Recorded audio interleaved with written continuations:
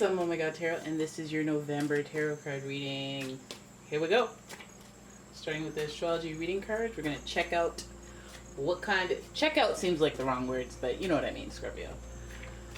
We are going to use the astrology reading cards for your theme, and then we're going to use tarot cards for your spread. Here we go. Alright, Scorpio, your first card is Sagittarius.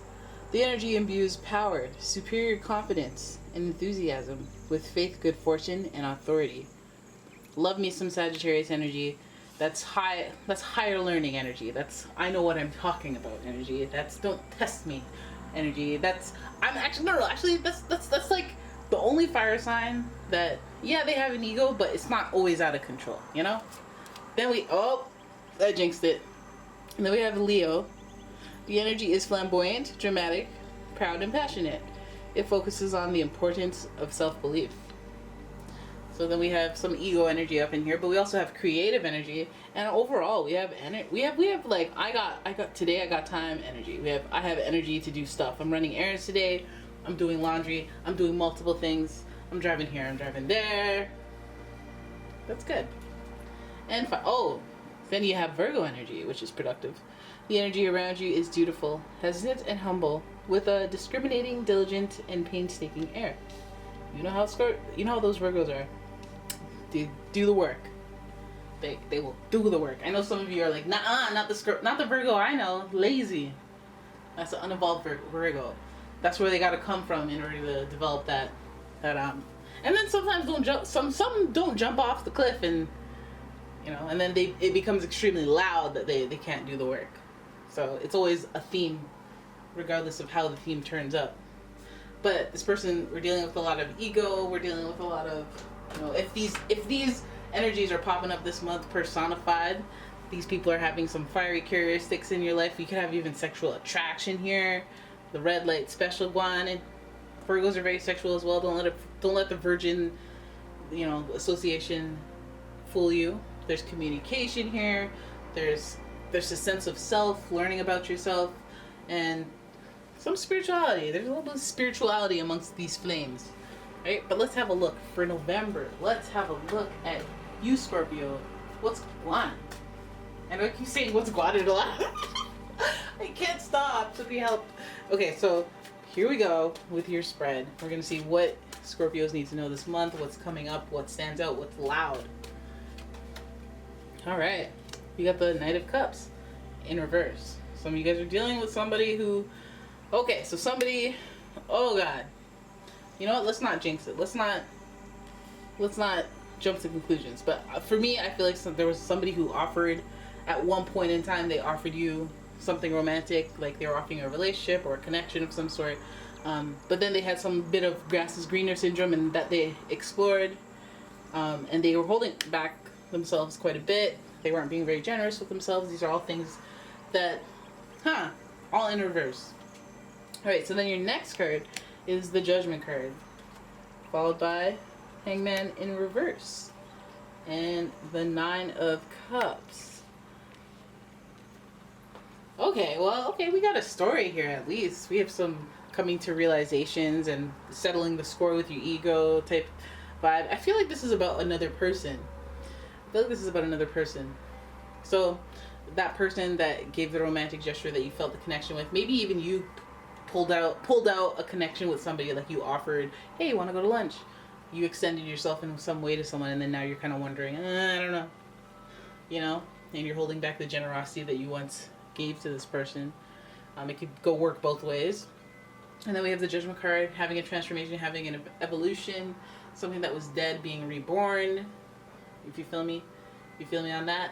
And it has to do with the ego. Perhaps one of you was not invested, or one of you was invested because of the ego, or insurgence of energy in the ego, a chakra blockage in the ego, in the crown chakra? No, the third eye? No, which one's the ego? Sacral, solar plexus, all of them. Blockage. Alright, so it felt like a standstill in the relationship. I feel like things are going to flip around with this person. If they were once holding back, they will now be generous. If they were once looking elsewhere, they are looking towards you. If they held back, if they took away their romantic gesture, or they backed out of something, they will now appear. It's just delayed. Alright, feels like that's why they're there. We have rebirth, so that also makes me feel like there's a regeneration here. What was no longer will become. And we have some limbo. We have some limbo and some I knew you'd be back energy. Alright, so some of you guys know who this is.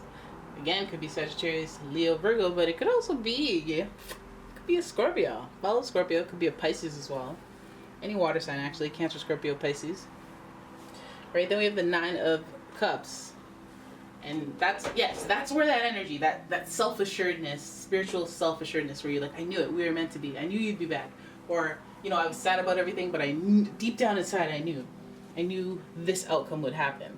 Now, what happens though? What do you do though with this, right? Because this is all like passion driven. This is all ego driven.